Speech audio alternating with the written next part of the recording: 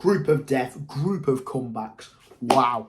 Albania out. Croatia probably out after a late goal by Italy. What have we just seen there? I mean, there's been some crazy games. Obviously, Scotland going out, Hungary scoring last minute after they piled on the pressure. Croatia looked in control at points, defending man for man, digging in. Modric is there, biting his teeth out like this. And in the end, it is him who sits back in his chair thinking, fucking hell, I'm off the pitch. I've done everything I could. He could have scored the penalty, but, you know, he did get that goal 2 minutes after or a minute after, whatever it was. And they go crashing out after probably the only sort of bit of brilliance Italy had, because throughout the game, Croatia did control a lot of the parts of possession, create a lot of chances. Italy were okay, but they never really turned it on full. That we saw them in other games, especially like Albania when they went a goal down. And it seems at the moment they need to be woke up a little bit by a goal down, because we saw it with Spain where they dominated them pretty much. Croatia played very well. Albania did the same, and then they come back and Croatia ground it out. They got that penalty, which was it handball, I think, in today's game. As we've said so many times, it is a handball, unfortunately. Hits his hand and Croatia get that penalty. Modric, I just had a feeling like his last two pens, it showed you he's missed one, he scored one. And I thought, is he going to do it for them? You know, it could be his last Euros. And I thought, no. And he did miss. Donnarumma is so good at saving penalties because of the bloody length of his arms, the lanky git. He's bloody, whatever, 7 foot or whatever, an absolute giant. He saves it, but then literally, like that, click of a finger, in about 30, 40 seconds, Modric scores. It's a little scramble. Donnarumma has to make another good save. His defence aren't there. And bang, Modric lashes it into the roof of the net. Absolute scenes for the Croatians. You could hear them fans. They thought, you know, they could do it, and it wasn't until like the 97th minute or whatever it was that they was going through. Now it looks very unlikely. I think we would have to smash Slovenia, is it? Or Slovakia? It's Slovenia, I'm pretty sure.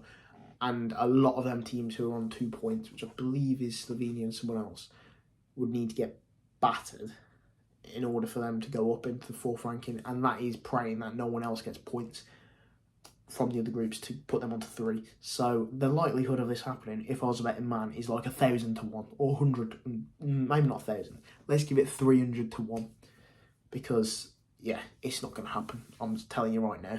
But they were very unlucky. They dug in. They showed that they are dogged in the tournament. They've got their experience. It was just Italy's one moment of brilliance. They played it nicely. It's a great pass, and he can just run onto it and swing that into top right corner. What a goal, you must have to say. And Italy, as I said, it was only the last like 10 minutes really where they turned it on after conceding. Apart from that, they're fairly average, and from what I've seen from them, I don't think they're going to win the tournament. Now listen, they've got that attitude of digging deep and stuff, but from what I've saw in that group stage, I know it's a group of death, they are a bit leaky, and obviously they've got Donnarumma goal, who is quality, and if they take his penalties, etc., they might get through with a bit of luck to the later rounds. I can see them going to the quarter-final, you know, something like that, but I can't see them winning, to be honest. So yeah, they've shown vulnerabilities. Croatia are very unlucky. Is that Luka Modric's last tournament? Who knows?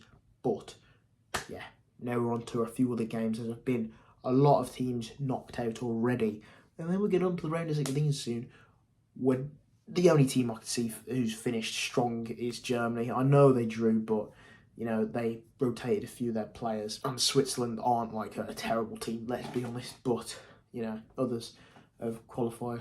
And Spain as well, they've continued. These two teams just keep popping up in almost every video we talk about them. Them two are the big contenders, to be honest. England need to put their ideas up. Italy, to be fair, have shown that they've got at least the dogged determination to react. England don't have that, and to be fair, I think we are just a bit blinded and oblivious how we give ourselves such pressure to go and win it, when I think someone said we won one World Cup, never won the Euros. I know our player is better than any other team. Our manager's shit, and the tactics are shite and wank. But we're not talking about them. Croatia's tactics are very good. They know what to do, especially with the players that they've got are not as good as everyone else. They was flying into tackles with them yellow cards, but they come up short. Drawing 1-1. I mean, they have provided some absolutely crazy games just for entertainment for the neutral. There's been a lot of games where Croatia have been involved in big wins, big losses, draws.